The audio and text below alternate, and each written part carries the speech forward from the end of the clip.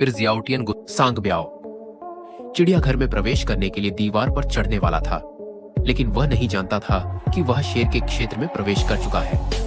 दूसरी तरफ दो लोग जो बुरे मूड में थे डॉल्फिन के लिए पूंछ डाल रहे थे, लेकिन गलती से मूंगफली को डॉल्फिन के निकास छेद में फेंक दिया।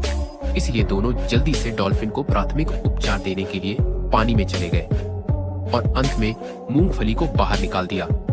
लेकिन यह शेर के गुप्तांग पर लगा, जिससे शेर तुरंत भड़क गया। अगले दिन दोनों ने स्क्रीन पर मशरूम हेड को देखा और वह एक अभिनेता के रूप में अच्छा कर रहा था। वे अपने अच्छे भाई के लिए बहुत खुश थे, लेकिन उनके लिए इस तरह से जाना कोई समाधान नहीं था। इसीलिए वे जियो शुआई की कंपनी में आ गए। जियो शुआई वहां नहीं था, लेकिन उसके दत्तक पिता वहां थे।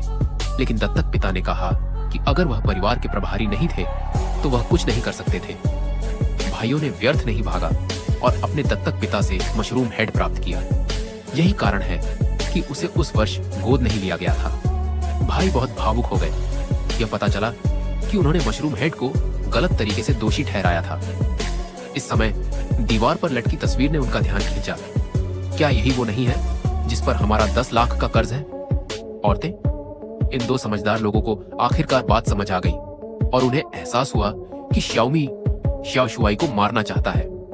श्याओ शुआई को खतरे में देखकर उन्होंने सबसे पहले मशरूम हेड को ढूंढा और बेचारी श्याओ शुआई को बचाने निकल पड़े।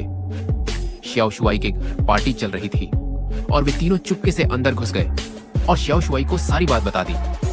पता चला कि सब कुछ श्याओ शुआई के दत्तक पिता ने रचा था, क्योंकि श्याओ शुआई की दत्तक मां ने अपनी सारी संपत्ति श्याओ शुआई को दे दी।